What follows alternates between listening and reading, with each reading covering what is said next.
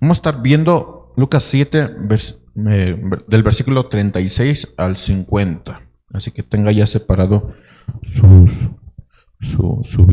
Biblia o sus Biblias. A los estudiosos que tienen 3 o 4 Biblias, si trajeron, tengan separado ahí que vamos a estar viendo eso. Ahora, quiero empezar con una pregunta. ¿Quién necesita más atención de Dios? ¿El que sabe que está perdido o el que está perdido y no lo sabe?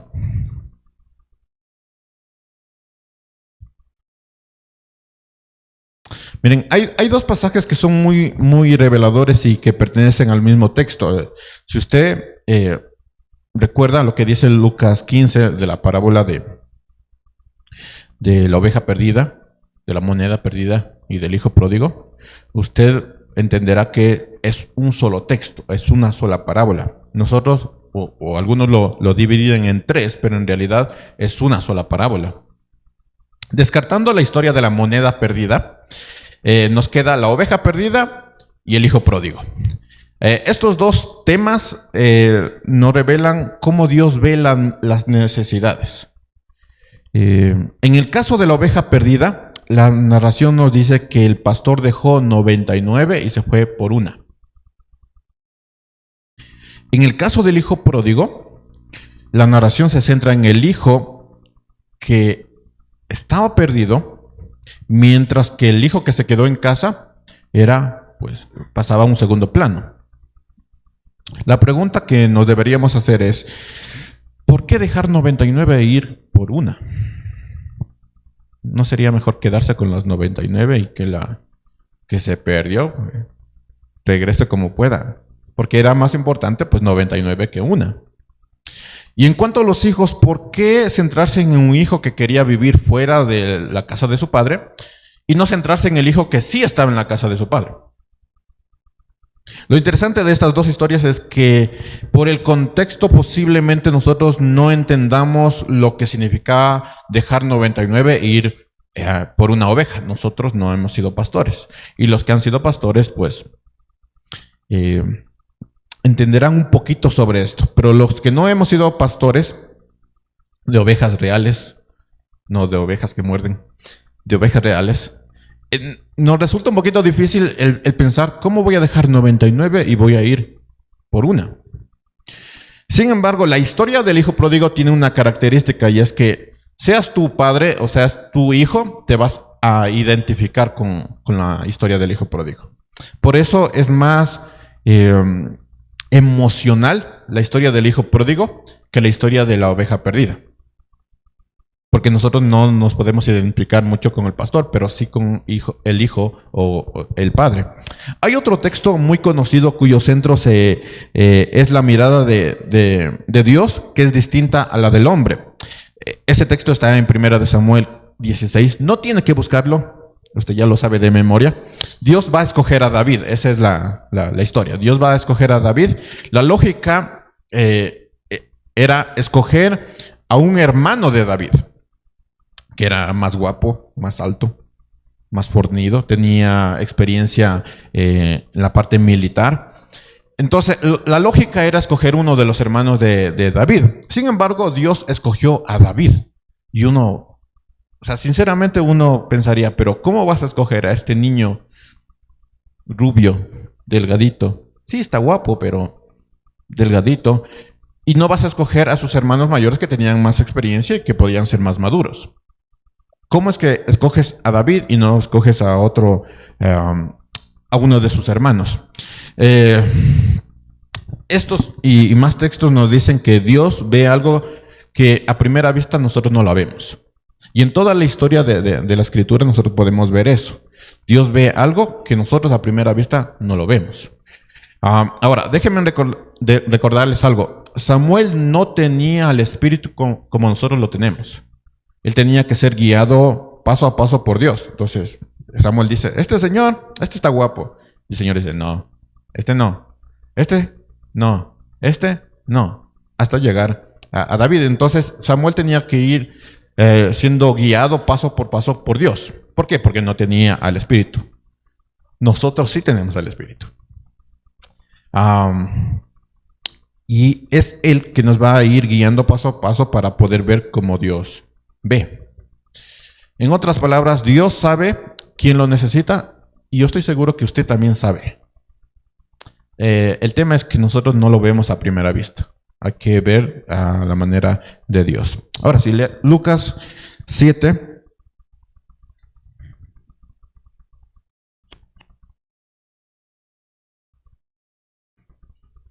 Versículo 36 dice: uno de los fariseos pidió a Jesús que comiera con él. Y entrando él en la casa del fariseo, se sentó a la mesa. Había en la ciudad una mujer que era pecadora, y cuando se enteró de que Jesús estaba sentado a la mesa en casa del fariseo, trajo un frasco de alabastro con perfume, y poniéndose detrás de él, a sus pies, llorando, comenzó a regar sus pies con lágrimas y los secaba con los cabellos de su cabeza. Besaba sus pies y los ungía con el perfume. Pero al ver esto, el fariseo que lo había invitado dijo para sí: si este fuera un profeta, sabría quién y qué clase de mujer es la que lo está tocando, que es una pecadora. Y Jesús le dijo: Simón, tengo algo que decirte. Di, maestro, le contestó. Cierto prestamista tenía 2 deudores. Uno le debía 500 denarios y el otro 50. Y no teniendo ellos con qué pagar, perdonó generosamente a los 2. ¿Cuál de ellos entonces lo amará más? Supongo que aquel a quien le perdonó más, respondió Simón. Y Jesús le dijo: has juzgado correctamente. Volviéndose hacia la mujer, le dijo a Simón: ¿ves esta mujer?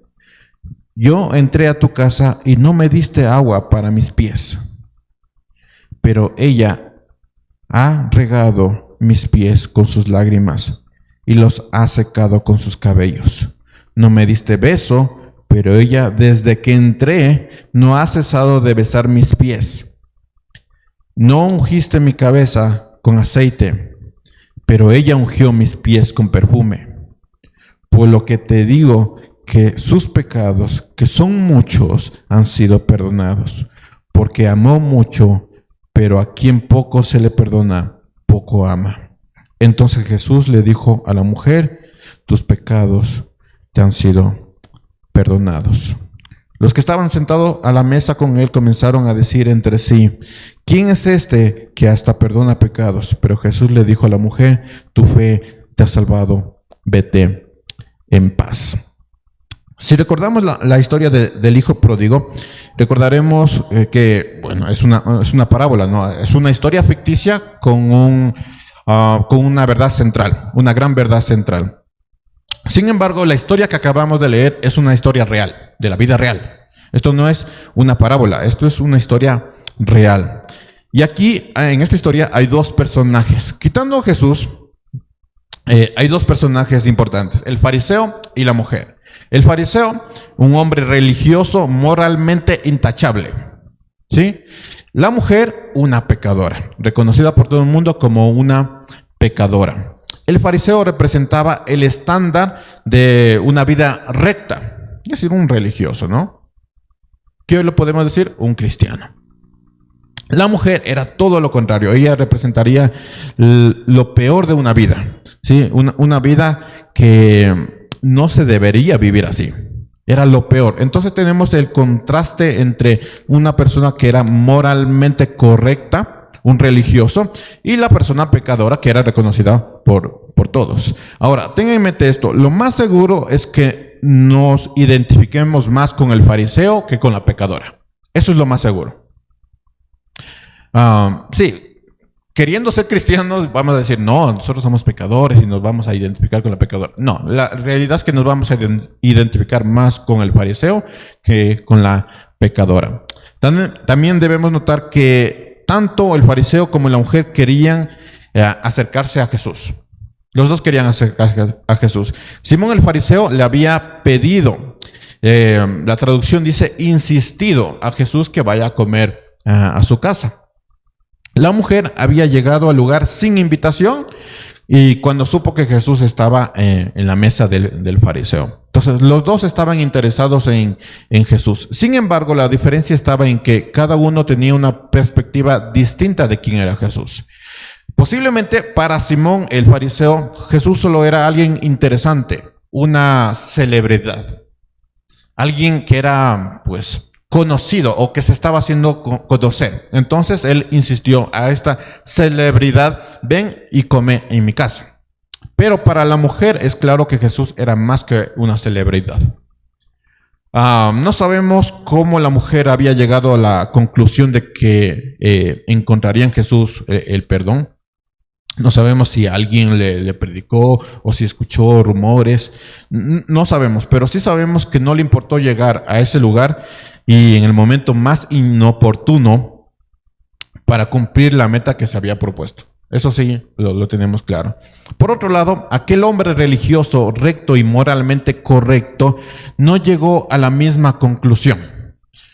Él tenía sus propias metas con Jesús. Versículo 37 dice: había en la ciudad una mujer que era pecadora, y cuando se enteró de que Jesús estaba sentado a la mesa en casa del fariseo, trajo un frasco de alabastro con perfume, y poniéndose detrás de él a sus pies, llorando, comenzó a regar sus pies con lágrimas y los secaba con los cabellos de su cabeza. Besaba sus pies y los ungía con perfume. Entonces, veámoslo desde nuestra perspectiva actual, desde hoy. Hoy nosotros hemos venido pues al servicio semanal, dominical, a tener un encuentro con Jesús, a escuchar su palabra. De pronto, imagínense, de pronto viene por la puerta a la persona más pecadora del barrio, de su barrio, la persona más pecadora, y empieza a llorar. Es lo que está pasando. Ahora, pregunta, sinceramente, ¿cuál sería su reacción? Piénselo. Ve a la persona más pecadora del barrio entrar y empezar a llorar.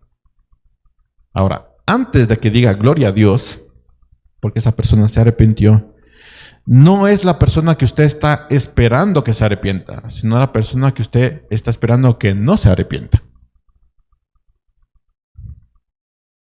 De algo estoy seguro, nuestra reacción sería más cómoda con la persona que esperamos que se arrepienta que con la persona que no esperamos que se arrepienta. Posiblemente nosotros nos quedaríamos con la boca abierta sin saber cómo reaccionar, porque es la persona que menos esperamos que se arrepienta. Y lo vemos entrar y empezar a llorar.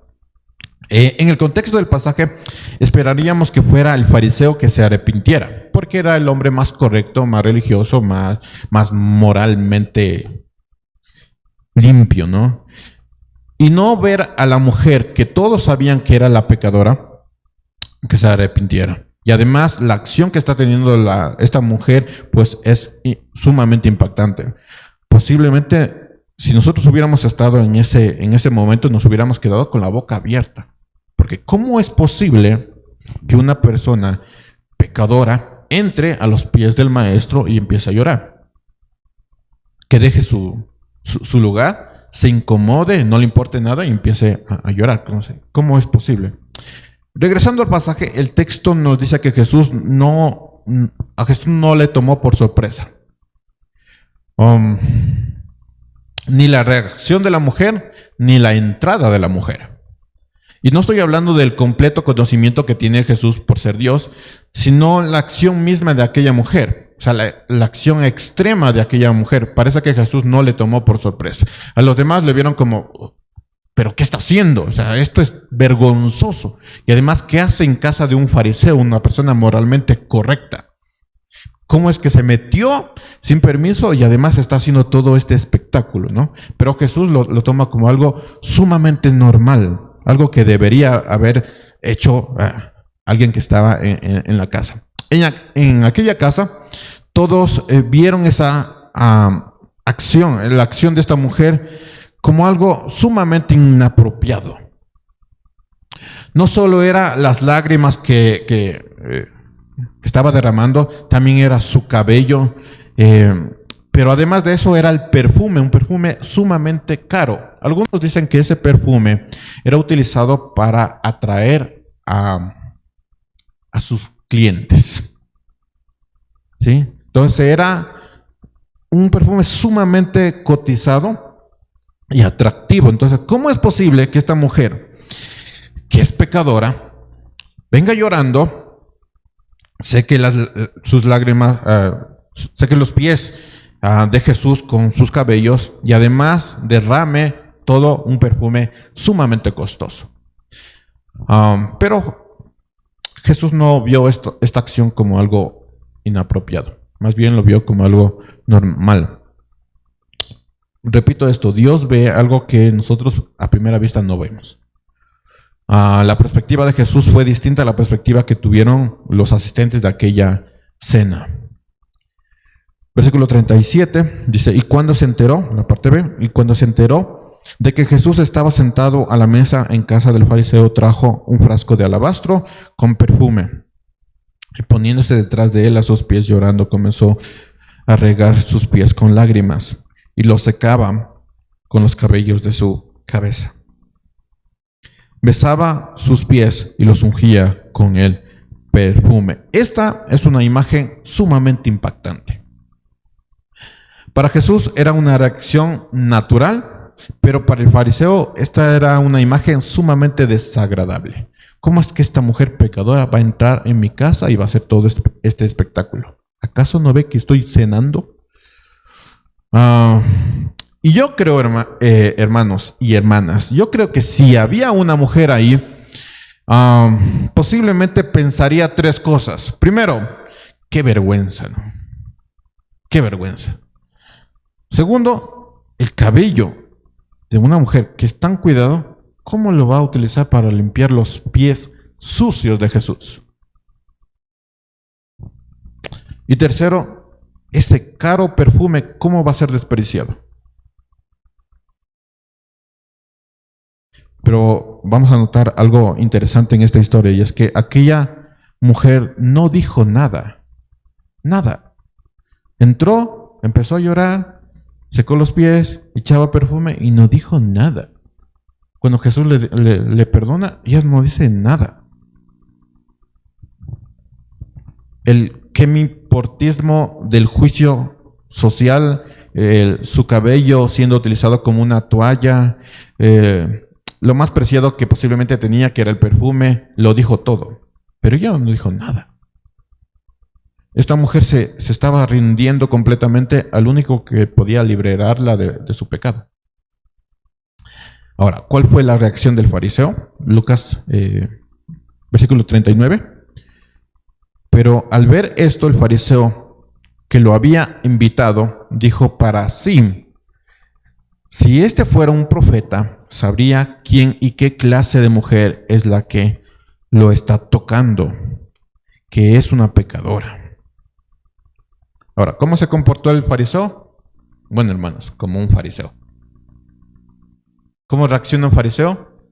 Como un fariseo. No hay otra forma de reaccionar del fariseo. Es fariseo, reacciona como fariseo. Note algo, Simón, el fariseo, tampoco menciona nada. Todo lo dijo para sí mismo, todo lo estaba pensando, ¿no? Versículo 39, pero al ver esto, el fariseo que lo había invitado dijo para sí, o sea, no dijo nada, lo estaba pensando. Si fuera este un profeta, sabría quién es y qué clase de mujer es la que lo está tocando. No dice nada. La mujer pecadora no dice nada, el fariseo tampoco dice nada, pero Jesús lo entiende todo. Otra vez Jesús está viendo algo que nosotros no vemos a primera vista. Y es así como Jesús responde a lo que había en el corazón de Simón. Versículo 40. Y Jesús le dijo, Simón, tengo algo que decirte.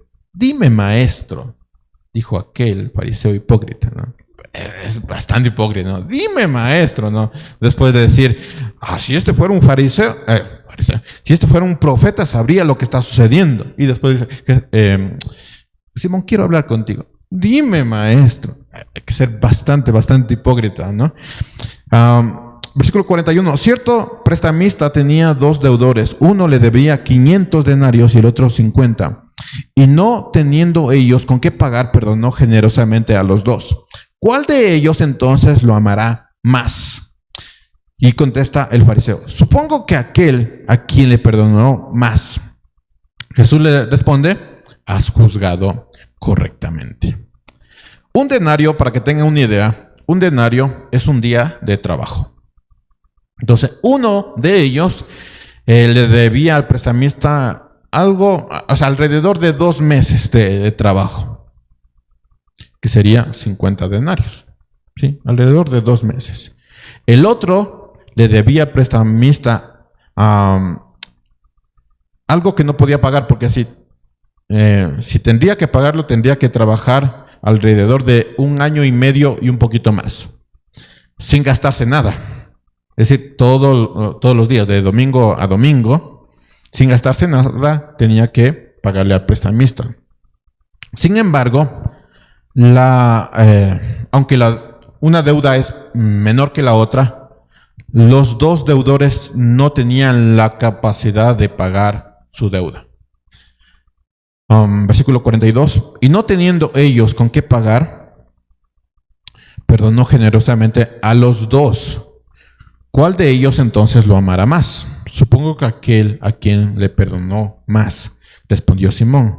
Jesús le contesta: has juzgado correctamente. Ahora, déjenme aclarar un común error sobre esta parábola. Uno piensa o pensaría que mientras más pecados tenemos y somos más perdonados, entonces lo amaríamos más. Esa sería la lógica.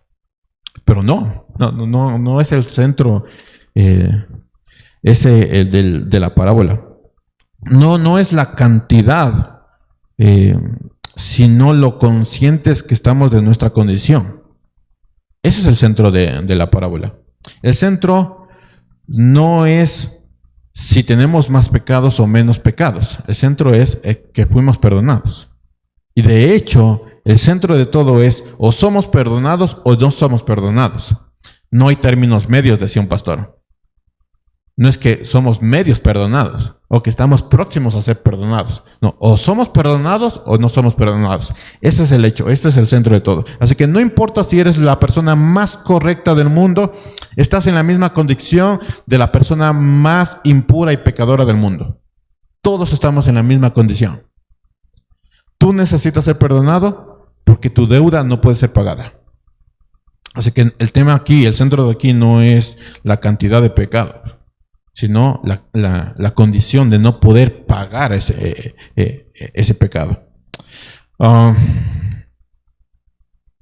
Pregunta: ¿quién estaba en peor condición? ¿La mujer pecadora o el hombre honesto y correcto?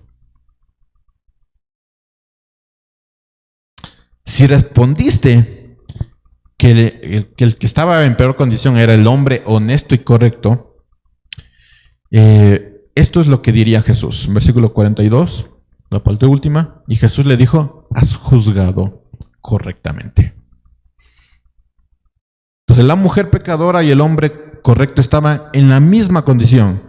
La diferencia estaba en que la mujer conocía su condición y el hombre no. Entonces, ¿quién estaba peor?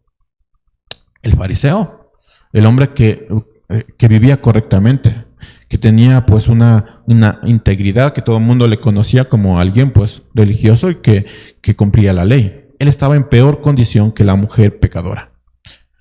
Versículo 44, y volviéndose hacia la mujer le dijo a Simón: ¿ves esta mujer? Yo entré a tu casa y no me diste agua para mis pies, pero ella ha regado mis pies con sus lágrimas y los ha secado con sus cabellos. Ahora, recuerden la ilustración. Imagínense nosotros estando aquí y viene la persona más pecadora del barrio y empieza a llorar. Bueno, si pudiera venir Jesús y dijera: mira, este pecador, esta pecadora es mejor que tú. Porque ella entró llorando, o él entró llorando, pero tú no. Tú no. Tú viniste aquí por algún motivo, pero llorando no. Consciente de tu pecado, no. Por costumbre tal vez.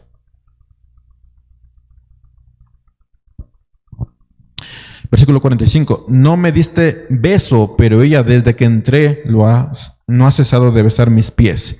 No ungiste mi cabeza con aceite, pero ella ungió mis pies con perfume. Por lo cual te digo que sus pecados, que son muchos, han sido perdonados, porque amó mucho. Pero a quien poco se le perdona, poco ama. Entonces Jesús le dijo a la mujer, tus pecados han sido perdonados. Y los chismosos que estaban ahí, dice, los que estaban sentados a la mesa con él comenzaron a decir entre sí, ni siquiera lo dicen, ¿no? ¿Quién es este que hasta perdona pecados? Pero Jesús le dijo a la mujer, tu fe te ha salvado, vete en paz. Ahora, note algo sumamente fundamental, y es que la mujer no fue perdonada por derramar perfume, o por sus cabellos, o por sus lágrimas. La mujer fue perdonada por su fe. Ciertamente su accionar habla de su fe, pero Jesús deja muy claro esto. Su fe hizo que actuara de esa manera. Su fe fue lo que la salvó. No fue el perfume, no fue sus cabellos, no fue sus lágrimas. Fue su fe que terminó haciendo que ella tuviera esa acción. Su fe la salvó. Otra vez Jesús está viendo algo que nosotros no vemos.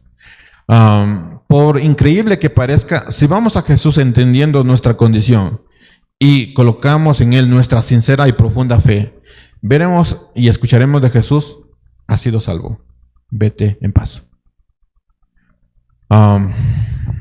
¿Qué recibió la mujer pecadora? La salvación. ¿Qué recibió aquel hombre moralmente correcto? Un regaño de parte de Jesús. Pero no la salvación. No olvidemos esto, hermanos, que hoy es posible que tú salgas solo habiendo recibido un regaño, pero no la salvación. Es más, todas las reuniones que tengamos de hoy en adelante, es posible que tú salgas del servicio habiendo recibido solo un regaño, pero no la salvación. Sí, eres moralmente correcto y te comportas como deberías comportarte, pero no estás en condición de pagar una deuda y no quieres pagar esa deuda y no estás interesado en que alguien pague tu deuda, pero te comportas moralmente, eres correcto. Dice la palabra de Dios para todos, versículo 47, te digo que se puede ver que sus muchos pecados le han sido perdonados y por eso ahora me demostró mucho amor. Pero al que poco se le perdona, poco ama.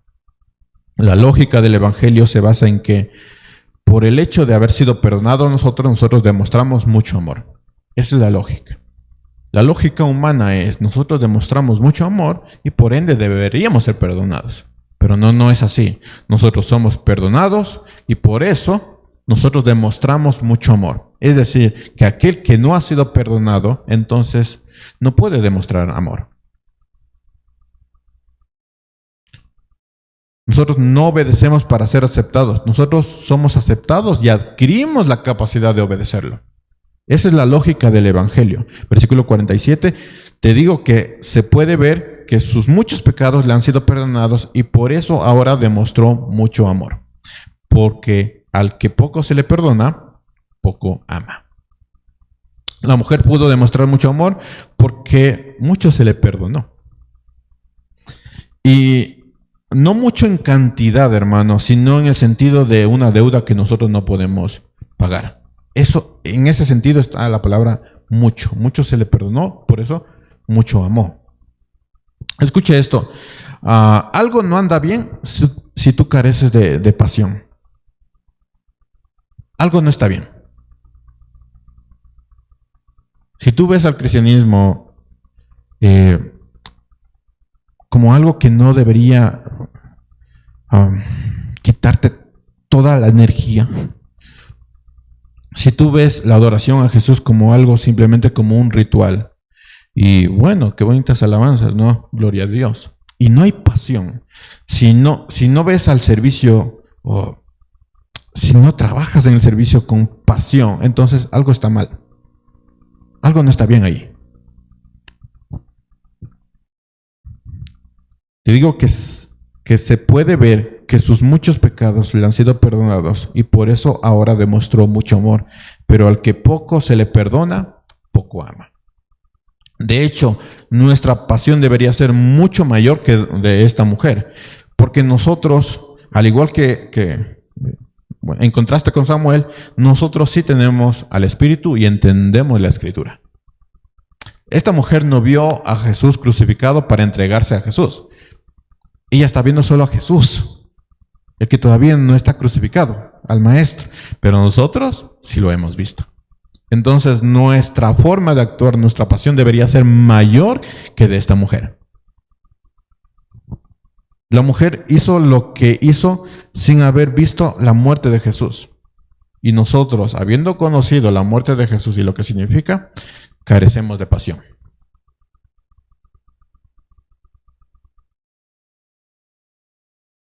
Pregunta, ¿qué tan consciente estás de tu deuda y de tu condición? Compara tu respuesta, antes que digas, sí, estoy muy consciente. Compara tu respuesta con la pasión y amor que demuestras a Dios y todos sus asuntos.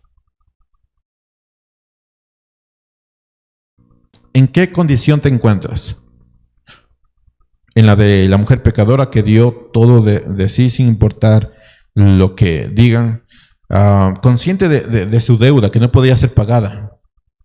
O estás en la condición del fariseo, que se creyó moralmente aceptable y merecedor de la salvación. ¿En qué condición estás?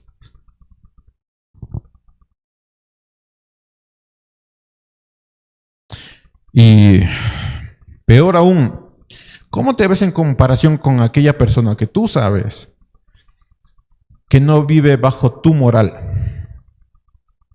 Que tú le ves y dices, esta persona no se va a arrepentir. ¿Cómo te ves? ¿Cómo te comparas? ¿Te ves mejor? ¿Te sientes mejor? Dios sabe quién lo necesita y tú también lo sabes. Hermano, nosotros no vinimos a las reuniones semanales porque ya hemos alcanzado la meta. Venimos a las reuniones semanales por estar conscientes de la enorme deuda que no pudimos pagar. Por eso lo hacemos. Y hacemos visible ese entendimiento con pasión y con amor. Solo la comprensión del amor de Dios enciende la llama de nuestro corazón, porque el que mucho se le ha perdonado, mucho amor demuestra. Pero al que poco se le ha perdonado, muy poco amor demuestra. Entonces carecemos de pasión porque no hemos sido perdonados. La idea de vivir moralmente correcto solo desvía nuestra realidad, solo tapa nuestra realidad. Nosotros podemos identificar más con el fariseo que con la mujer. Es más, le podemos decir a la mujer, qué ridícula que eres, ¿no? ¿Cómo vas a demostrar pasión?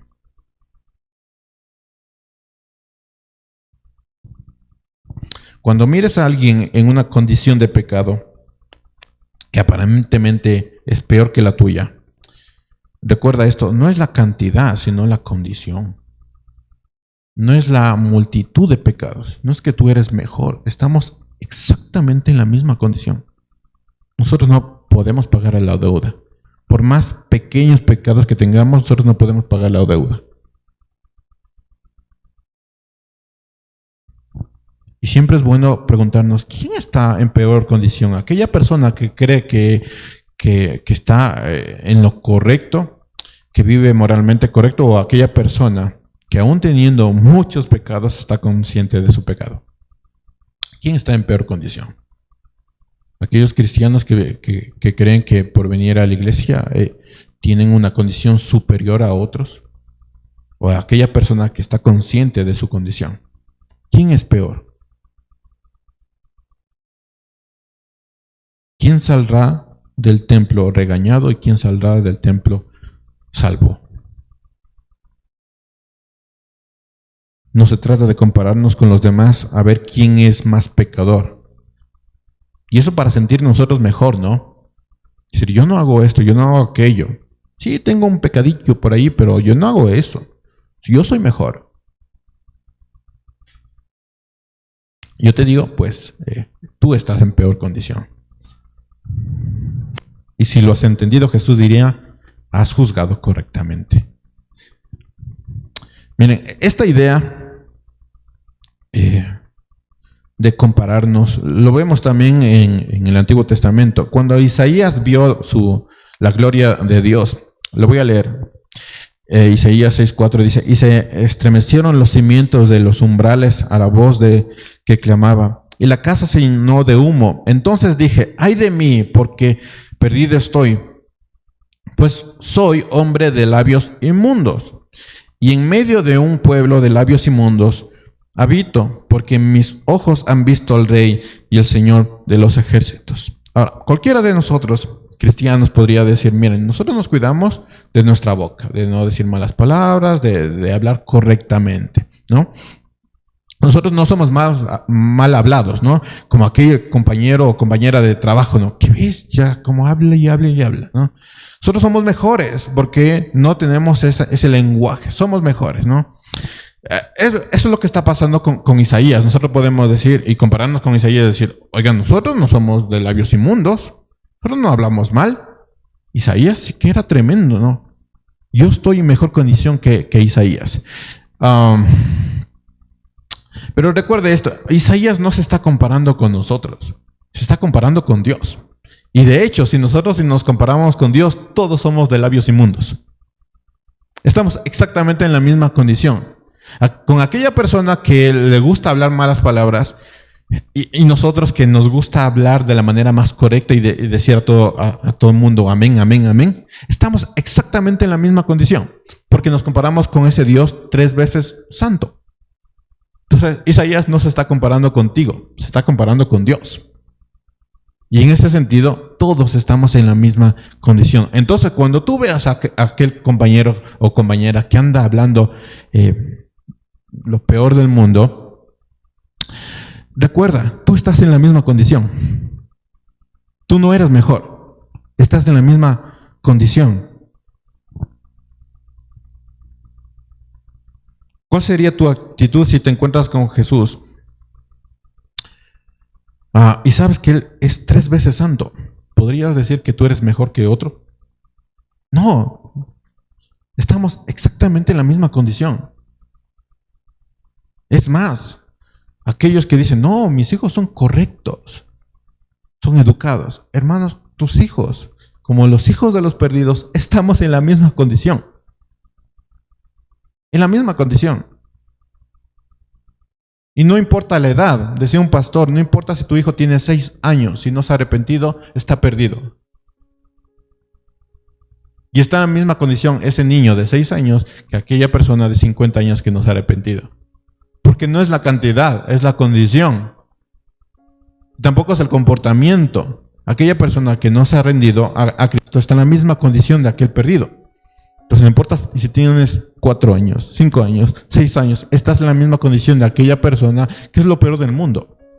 Porque es una deuda que nosotros no podemos pagar.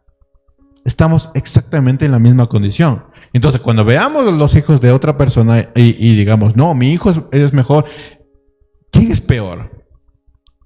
¿Quién es peor? ¿Aquella persona que está consciente de su condición o aquella persona que está perdido y no sabe de su condición? ¿Quién está más perdido? Entonces cuando nos comparémonos con Dios y veremos que estamos en la misma condición que todos. Todos estamos perdidos. Así que no importa la acción. Yo estoy seguro que si tú te encuentras con Jesús, entenderás que la condición en la que estás, que es la peor, en la deuda que tienes, que es lo peor. Versículo 47, te digo que se puede ver que sus muchos pecados le fueron perdonados y por eso ahora demuestra mucho amor. Pero al que poco se le perdona, poco amor demuestra. Y por eso nosotros carecemos de pasión y vemos los asuntos del Señor como algo sin un sentido. porque al que poco se le perdonó, poco amor demuestra. Entonces, contesta, ¿en qué condición estás? Y cuando contestes, recuerda la pasión que demuestras en los asuntos del Señor. ¿A qué asuntos demuestras más pasión? En ese sentido, nosotros nos podemos identificar más con el fariseo que con la mujer pecadora.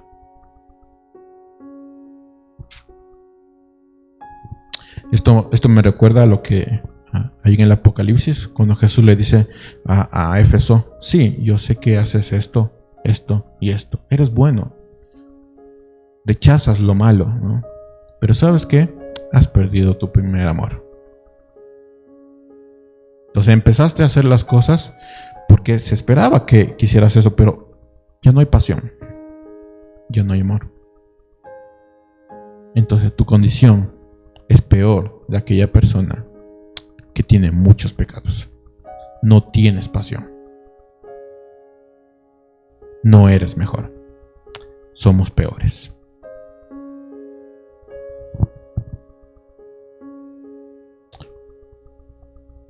Solo roguemos, hermanos, que no salgamos de este lugar siendo regañados, sino siendo perdonados.